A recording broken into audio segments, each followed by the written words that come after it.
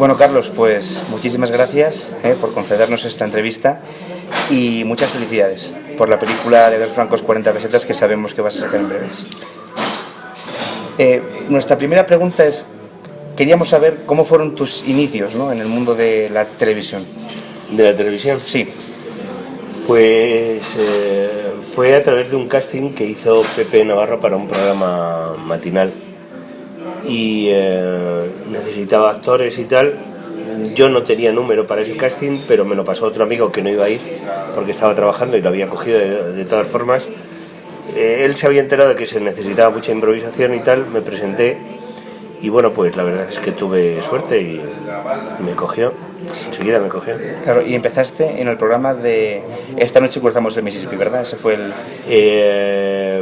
No, primero fue por la mañana en Antena 3, programa que si quieres que te diga la verdad no me acuerdo, no me acuerdo cómo se llamaba, pero fue por la mañana en Antena 3. De ahí después pasamos a la noche de Antena 3 y de la noche de Antena 3 es cuando dimos el salto ya a la noche de Mississippi. Claro. Y Carlos, ¿cómo recuerdas? Claro, y de ahí pasaste, imagino, a Manos a la Obra, ¿no? Luego más tarde, pasaron unos años, imagino que de ahí, ¿verdad? El siguiente programa ya después de Esta noche cruzamos el Mississippi sería Manos a la Obra. No, fue otra serie que se llamaba Este es mi barrio. Este es mi barrio. Este es mi barrio, donde a mí me dieron un personaje que era como un pintor, un albañil, y de ahí salió la idea de crear el Benito de Manos a la Obra. O sea, de ese pintor de Este es mi barrio es de donde surgió el personaje de Manos a la Obra. Bien. El Benito López Perrote. Efectivamente, introductor del Gotelé en este país. Ahí estamos. ¿Cómo recuerdas esa serie? Es decir, que ahora cuando lo ves ya con perspectiva, ¿no?, y con pues hombre, con mucho cariño. La verdad es que no solo cariño, además nos lo pasábamos francamente bien. Era un trabajo, no nos engañemos que era un trabajo y había que chuparse, había días de 9, 10, 12 folios de texto y bueno, claro, pues es agotador más que nada porque estás en el 99% de la secuencia. Claro. Entonces o Ángel de Andrés y yo o uno de los dos tenía que estar en la secuencia, con lo cual era tremendo, ¿no? Muchas horas de trabajo. Pero había un grado de improvisación que hacía que estuviéramos muy alerta, que estuviéramos muy despiertos y nos lo pasábamos muy bien. ¿Verdad? Porque decíamos las barbaridades que queríamos, en definitiva, ¿no? Y entonces, bueno, pues era como un chiste detrás de otro que nos alegraba la vida, porque la verdad es que muchas veces paríamos en casas cosas que íbamos a decir al día siguiente y yo no podía aguantar ni siquiera llegar al plató. Le llamaba a Ángel de Andrés y le decía, oye Ángel, ¿qué te parece? Se me ha ocurrido esto, y me decía Ángel, venga, tira, que yo te sigo. Claro. Y muy bien, muy bien. Qué bueno. ¿Crees, Carlos, que hace falta... Claro, yo cuando me acuerdo de Manos a la Obra creo que era una serie pues muy cercana, ¿no?, que despertaba quizás algo, ¿no?, dentro de la persona, pues del español, ¿no?, medio, porque todos los gags, ¿no?, todas las bromas que se hacían, digamos que estaban muy enraizadas, ¿no?, quizás en el pueblo y era algo pues muy cercano. ¿Crees que hace falta un poco de ese humor sano que despedían Manos a la Obra hoy en día en las series actuales o en las películas actuales? Es humor, digamos, bueno, castizo, humor cercano, humor... Hombre, yo creo maldad, ¿no?, que hay de todo, con menos protagonismo centrado en dos actores, pero por ejemplo Aída pues tiene un sentido del humor que es bárbaro, ¿no? Sí. Que tiene unos guionistas fantásticos. Nosotros hacíamos un producto más castizo, más de otros tiempos, más de una España que se estaba perdiendo y que definitivamente pues se ha perdido. Ese mundo de la corrala, ese mundo de estar en todo el centro de Madrid y ser muy castizo en las formas de decir y de hacer, pues son cosas que hoy en día pues esa parte de Madrid, por ejemplo, está llena de chinos. Sí, ahora sí, efectivamente. Sí, y de indios y tal. Y entonces, no tiene nada que ver. No tiene nada que ver. Lavapiés, ¿no? Lavapiés. Entonces, el mundo de las corralas ahora es China. Claro. Nada que ver, porque esto cambia a una velocidad increíble. Yo tenía un amigo que vivía por ahí, dice, yo salgo a la calle a comprar el pan y no me lo creo. Dice, parece que me he trasladado a Saigón. Dice, es una cosa, y de todos son orientales, los voy viendo y dice, pero ¿qué es esto? Increíble, ¿no? Claro, un mundo con un tipismo que había antes increíble, ¿no? ¿Verdad? Donde venían los turistas a ver al castizo de toda la vida, Claro, claro. que incluso te salía con chaquetilla corta y ¿Verdad? ceñida y tal. Y ahora pues nada, pues son todos de Shanghái. Pero es así, y eso es inevitable. Entonces digamos que es la última serie que hablaba de un mundo que se fue perdiendo, que en los últimos años se ha perdido definitivamente. Pero las formas de hacer y tal, por ejemplo, de una serie como Aida, que a mí me divierte y me gusta mucho, pues yo creo que es muy nuestra también. Muy nuestra también, claro. Es nuestro humor. No puede ser el mismo porque va evolucionando el humor, como todas Claro. las cosas en la vida, pero muy nuestro, sí. Qué bueno. Luego, Carlos, sin dejar la interpretación, también empezaste en el cine, ¿no? Te estrenaste como director con Un franco 14 pesetas. ¿Cómo fue esa experiencia? ¿Qué fue lo que te llevó, ¿no?, a querer hacer cine? Pues yo no quería ser director, yo lo que quería era interpretar a mi padre y que me compraran el guión que había escrito, y yo quería hacer el personaje de Martín como un homenaje a mi padre, que fue migrante en Suiza, y yo con él. Y de pronto llegamos después de ver muchos productores que ninguno tenía interés en hablar de cuando nosotros éramos emigrantes, parece que les daba mucho pudor o vergüenza el reconocer que lo habíamos sido. Claro. Pues llegué a uno que me dijo, dice, vale, si tú eres el director yo me meto en el proyecto. Entonces me quedé, digo, ¿por qué yo el director? Dice, porque se lo podría dar a otro, pero estarías todo el día detrás de él diciendo así no es, así no es. Dice, y además él no lo ha vivido en primera persona, con lo cual pues te va a tener que preguntar, va a ser un lío. Y dice, tú te lo piensas, si quieres ser el productor, el director me lo dices y vamos para adelante, si no, no pasa nada, se lo llevas a otro. Entonces, como ya llevaba mucho andado, lo consulté con amigos y con mi mujer y me dijo, dice, oye, pues métete, se vivió una vez en la vida, o sea que métete. Claro. Y claro. me metí. La verdad es que los toros desde lejos son mucho más grandes, pero cuando te vas acercando ves que bueno, Qué bueno. tienes tantísima gente a tu alrededor, Claro. buenísimos profesionales que te van resolviendo aquellas partes técnicas que tú no controlas porque nunca te habías interesado especialmente por ellas.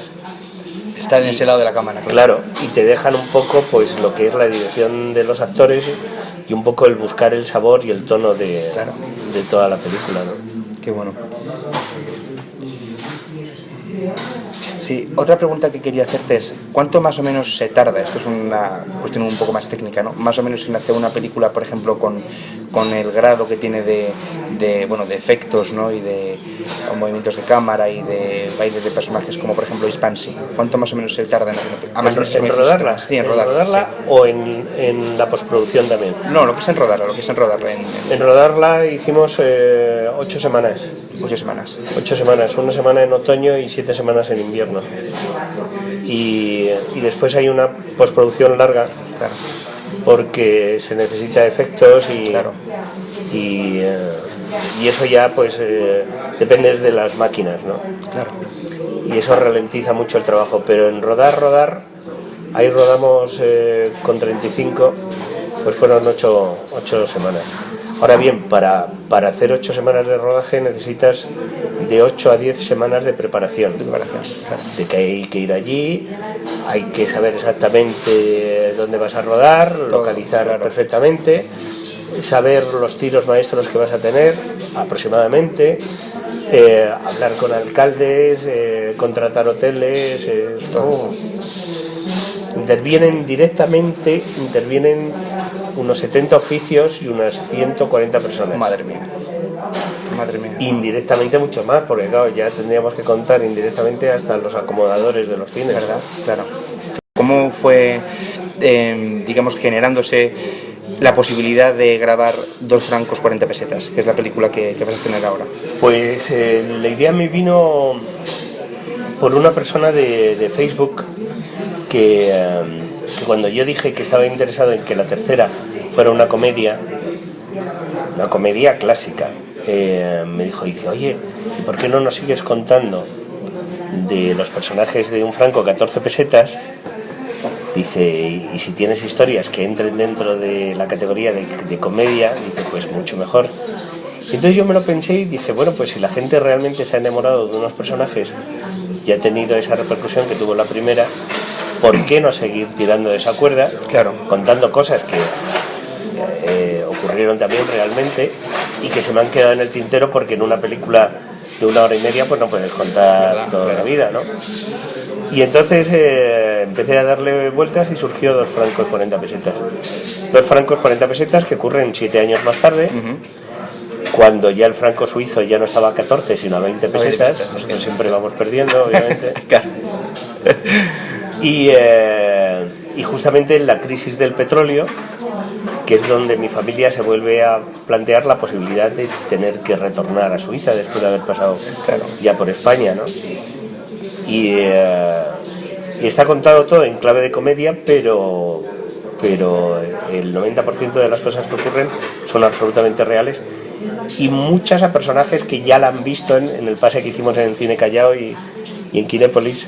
Claro. Y se partían de risa de sí mismos, ¿no? Porque son ancianos ahora, obviamente. Claro. Estaban riendo de eso, ¿no? Carlos, imagino que, claro, el cine es una de tus pasiones. También imagino que ver cine, ¿no? Ir al cine también te gusta, ¿no? ¿Qué estilos te gustan? Que si tuvieras, por ejemplo, pues hoy tengo libre el día, ¿no? ¿Qué estilo de película te gustaría ver? Pues hombre, si hablamos de cine español, mi película favorita estaría entre Plácido y Viaje a ninguna parte. Entonces ya te puedes hacer idea que me he quedado ahí. Me he quedado ahí. Hay cosas que yo supongo que será por edad o por temperamento que veo con agrado, pero no me entusiasman. Claro. Es como que, bueno, pues están más pensadas para que te entusiasme la técnica o cómo se cuenta, que la historia en sí. Claro, yo soy actor, claro. Yo soy un cuentacuentos, ¿me entiendes? Entonces a mí lo que me interesa por encima de la técnica es la historia. Es la historia, ¿no? La historia para que me haga sufrir, apasionarme o reír, claro. Pero en cualquier caso la historia. Hay una frase que yo siempre digo a mis directores de fotografía, que por favor que la cámara no se note. Claro. Que claro, cuando yo lo digo delante de gente joven que viene de la escuela de cinematografía y tal, pues se ponen de manos porque me dicen, joder, dice, coño, pues que no se vea el oficio de... Digo, no, vamos a ver, que se vea de puta madre, pero que sea fácil para el espectador entrar en la propuesta que le haces, claro. Como si estuviera mirándolo por un agujerito. Efectivamente. Porque no he mamado ese gusto porque la cámara haga un traveling del copón después de los volteretas, claro, sí, no me interesa. Claro. Si hay que cortarlo, se corta, pero yo lo que quiero es enterarme perfectamente de la historia. Entonces digamos que me he quedado en ese tipo de películas. Después, bueno, pues obviamente recuerdas algunas películas de juventud, hay películas que te marcan, como es El Graduado. Cuando yo tenía tu edad, pues el Graduado, y tú que tienes una pinta hoy del Graduado, que no puedes con ella. Son películas que te marcan mucho, ¿no? Pero claro, hay un cine muy bueno. A mí Centauros del Desierto, por ejemplo, que es un clásico del oeste, a mí el cine del oeste siempre me ha apasionado. El buen cine del oeste, bueno o malo, pero que me guste a mí, o sea.